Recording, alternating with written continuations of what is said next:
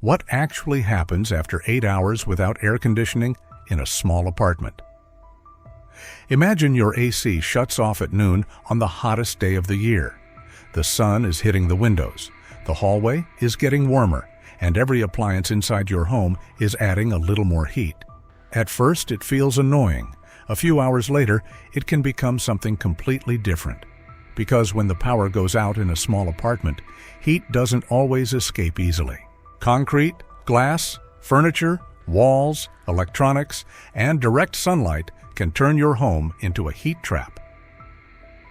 And if you live on an upper floor, especially with west-facing windows or poor ventilation, your apartment may keep getting hotter even after the outdoor temperature begins to drop.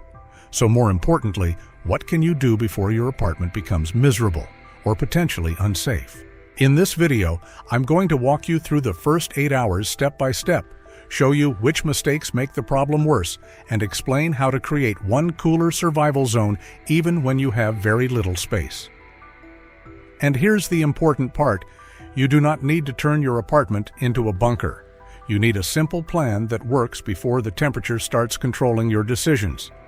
By hour 4, most people make one mistake with their fridge that costs them days of food. By hour 8, you may have to decide whether staying is even safe. And if you live high enough, leaving could mean carrying what matters down 20 flights of stairs while your neighbors are trying to do exactly the same thing.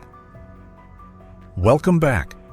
If you live in an apartment, condo, or high-rise, this channel is about preparing for emergencies without a garage, basement, or giant storage room. Before we start, answer this in the comments.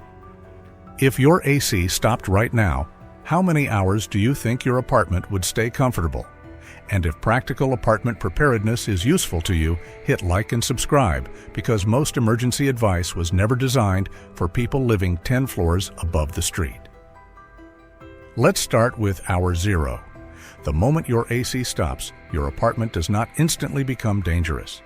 That delay is exactly why people underestimate the situation. The room still feels cool, the walls are still cool, and everything seems normal. But your apartment has just started losing a battle against heat. Outside heat moves through windows, walls, ceilings, and doors. Direct sunlight enters through glass and warms the surfaces inside. Your refrigerator releases heat. Your television releases heat. Your computer releases heat. Cooking releases even more.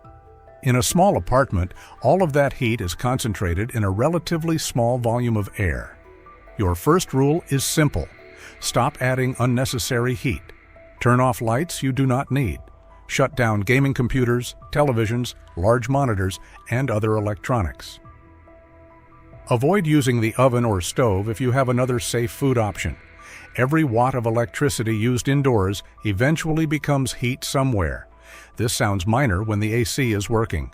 During a prolonged outage, small sources begin stacking against you. Now look at your windows. If direct sunlight is entering the apartment, blocking that sunlight can make a major difference. Close blinds and curtains on the sunny side before the room heats up. If you already have blackout curtains or reflective window coverings that are appropriate for your apartment, use them. The goal is not to make your apartment dark for no reason. The goal is to stop solar radiation from heating your furniture, floor, walls, and everything else inside. During the first 2 hours, you still have an advantage. The apartment itself has stored some of the cool temperature from when the AC was running. Protect it. Don't repeatedly open the apartment door. Don't open every window automatically. And don't assume that outside air is cooler just because moving air feels better. Check the actual conditions first. If the outdoor temperature is significantly hotter than your apartment, opening every window can accelerate heating. But later, when the outside temperature drops below the indoor temperature, ventilation may become one of your best tools. This is why apartment heat survival is not one fixed rule. It is a timing problem. Between hours 2 and 4, the difference between apartments becomes much more obvious. A shaded first-floor unit may still feel tolerable. A top-floor apartment under a hot roof may heat faster. A corner unit with several windows may absorb more solar heat. A west-facing apartment may become dramatically hotter in the afternoon. This is where you need to stop thinking about cooling your entire home. Your apartment may have 6 rooms, but during a real heat emergency, you only need one good room. Choose the coolest room available. Ideally, it should have limited direct sunlight and some potential for ventilation when outdoor temperatures fall. Close doors to rooms you are not using and concentrate your supplies and attention in the best location. Think of this as your cool room. Move drinking water there. Move battery-powered lights there. Keep your phone and power bank there. Bring anything you may need so you are not constantly walking through the apartment opening doors and turning devices on. And pay attention to your body before you become exhausted. Drink water regularly. Wear lightweight, loose-fitting clothing. Reduce unnecessary physical activity during the hottest part of the day. If someone begins feeling unusually weak, dizzy, nauseated, confused, or otherwise unwell from the heat, treat that seriously and seek appropriate help rather than trying to push through it.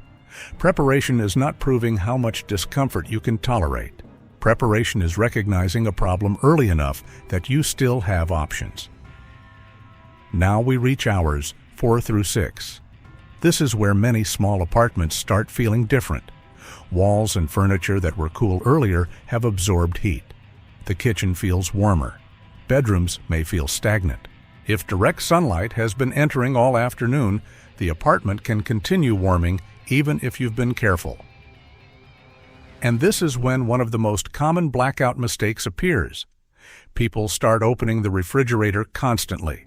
They want cold drinks, they want ice, they want something refreshing. But every time you open the refrigerator or freezer, you release cold air and shorten the amount of time your food stays safely chilled. During an outage, that stored cold is a resource. Decide what you need before opening the door. Take it quickly and close it again. This is also why preparing before the outage matters so much. A few simple items: safe emergency lighting, charged power banks, insulated storage, water containers, battery-powered fans, and other compact emergency supplies can completely change what the first night feels like. You don't need to guess what works. I've put together a list of the exact gear I trust for apartment living in the description below. Whether you need to secure clean water, get emergency lighting, build your core survival kit, feed your family, or even learn 25 off-grid projects, check the links in the pinned comment and description. You don't have to buy everything today, but you need to start. But the fridge isn't your biggest risk tonight. Hour 6 is. Now let's get back to the next stage, because around hour 6, the strategy may need to change. If evening is approaching, check the outdoor temperature. Once the air outside becomes cooler than the air inside, your windows can go from being a liability to an advantage. This is when controlled ventilation becomes useful. If your apartment layout allows it safely, opening windows on different sides of the apartment can help create airflow. A battery-powered fan can help move cooler air through the space. The objective is not simply to blow hot air around your face. The objective is to remove accumulated indoor heat and replace it with cooler outside air. But here's the trap. Some apartments do not cool quickly at night. Concrete, brick, roofing materials, and interior walls can hold heat for hours. Your outdoor temperature may drop, but your apartment can still radiate stored heat back into the room. That's why the first 8 hours matter so much. By hour 8, you're no longer dealing only with the air temperature you had when the AC stopped. You're dealing with all the heat your apartment has absorbed throughout the day. And now we get to the part most people ignore: sleep. People prepare for a hot afternoon. They don't prepare for a hot night. Losing sleep makes every other emergency harder. You become less patient, less alert, and worse at making decisions. If the outage lasts into the next day, poor sleep turns a temporary inconvenience into a much harder problem. So your night strategy should begin before you're exhausted. Use the coolest room you identified earlier. If outdoor air is cooler, ventilate safely. Keep water nearby. Reduce bedding. Avoid unnecessary electronics and heat sources. Position battery-powered airflow where it benefits the people in the room instead of trying to cool the entire apartment. And if your apartment remains extremely hot despite everything you've done, The most important survival skill may be knowing when staying is no longer the smart option. This is especially important for people who are more vulnerable to heat. Your emergency plan should include at least one alternative location you could reach safely if your building loses cooling for an extended period. That could be a family member's home, a community cooling location, another building with reliable backup power, or another safe place available in your area. Do not wait until everyone is exhausted to decide where you're going. Know the location beforehand. Know how you would get there if the elevator stopped. Know what you would carry. Know which medications, documents, water, chargers, and essential supplies need to leave with you. Because this is the vertical trap of apartment living. In a house, leaving may mean walking 20 feet to your car. In a high-rise, leaving may mean carrying what you need down 10, 15, or 20 flights of stairs, while hundreds of other residents are trying to make the same decision. That is why your heat plan and your evacuation plan cannot be separate. Remember hour 4? Remember those 20 flights of stairs? That's why this matters.